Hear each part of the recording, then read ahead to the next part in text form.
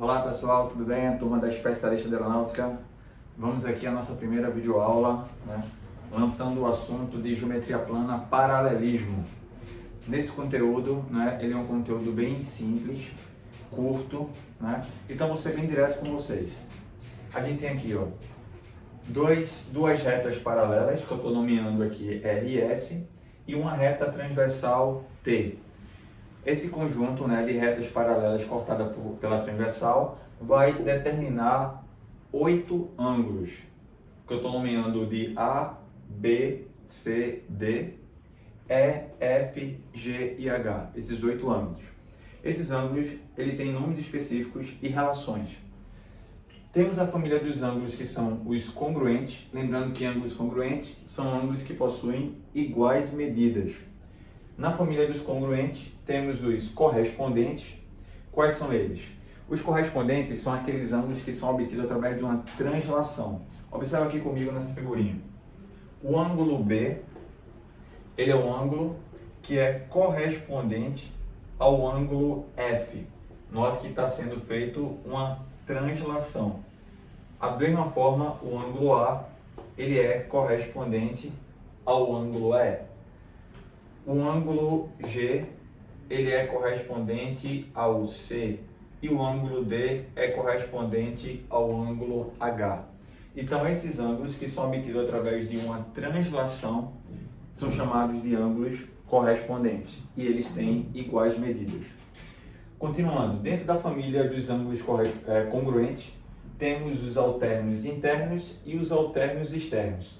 Bora ver a diferença de cada um dos dois. Os ângulos, eles alternam em relação ao lado em que ele se posiciona na paralela e também em relação à transversal. Alternar internamente significa dizer isso aqui, de uma maneira mais simples e prática. Eu vou apresentar logo esses ângulos para vocês. O ângulo D, ele alterna internamente com o ângulo F. E o ângulo E, ele alterna internamente com o ângulo C.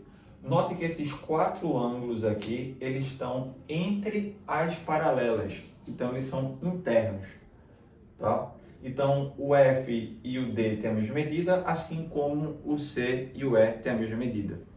E temos os ângulos que estão fora das paralelas. Esses são os externos. Os ângulos externos alternam o A com o G, assim como o B com o H. Tranquilo? Então, alternos internos e alternos externos, eles também são congruentes, ou seja, possuem as mesmas medidas. Dentro da família dos ângulos congruentes, temos ainda os opostos pelo vértice. Quem seriam os opostos pelo vértice aqui? Teríamos o ângulo B, oposto pelo vértice ao ângulo D, assim como o ângulo A, oposto pelo vértice ao ângulo C. Da mesma forma, na parte inferior, temos F, oposto pelo vértice com o H, e o E, oposto pelo vértice com o ângulo G. Pronto, essas são a família dos ângulos congruentes, correspondentes, alternos internos, alternos externos e opostos pelo vértice. Temos ainda a família dos ângulos suplementares. Lembrando que os ângulos são suplementares quando a sua soma vale 180 graus. Lembrando que isso acontece para um par de ângulos. Então, temos os colaterais internos, os colaterais externos e os adjacentes dentro dessa família. Quem são os colaterais? Essa palavrinha colateral significa dizer que eles estão ao mesmo lado em relação à transversal. Por exemplo, o A, o D, o E e o H, esses 4 ângulos estão posicionados à esquerda da transversal. Sendo assim, eles são ângulos colaterais. Da mesma forma, o B, o C, o F e o G, eles estão posicionados à direita da nossa transversal. Então, eles estão do mesmo lado, são colaterais. Agora, note que desses colaterais existem os internos e os externos. Internos é porque está entre as paralelas. Externo é quando estiver fora delas. Então, bora lá. Os ângulos D e E, eles estão posicionados à esquerda e estão entre as paralelas. Então, eles são colaterais internos.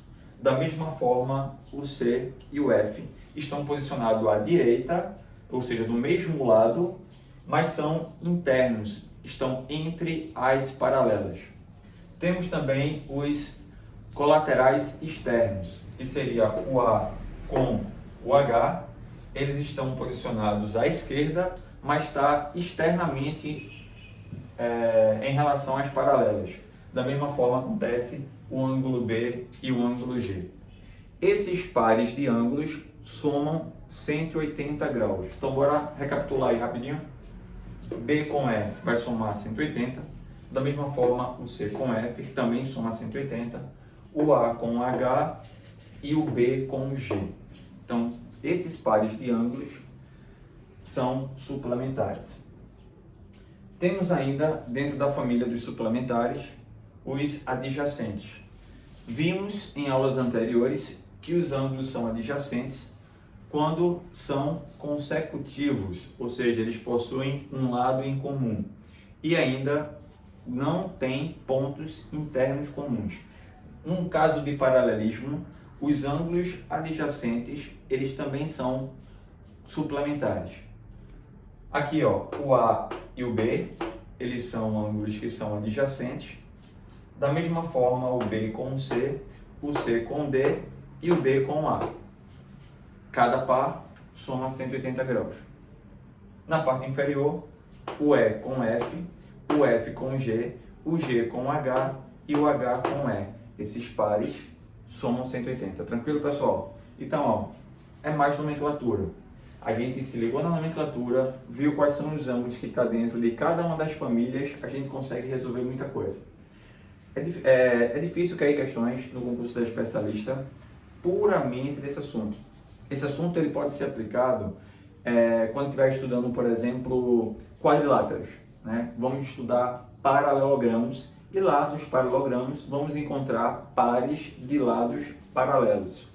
E nesse caso, o assunto de paralelismo ele vai compor algumas propriedades que vão ser relevantes para a gente. Então, é isso aí, pessoal. Bora ver alguns modelos aí, alguns exemplos para a gente poder aplicar toda essa nomenclatura.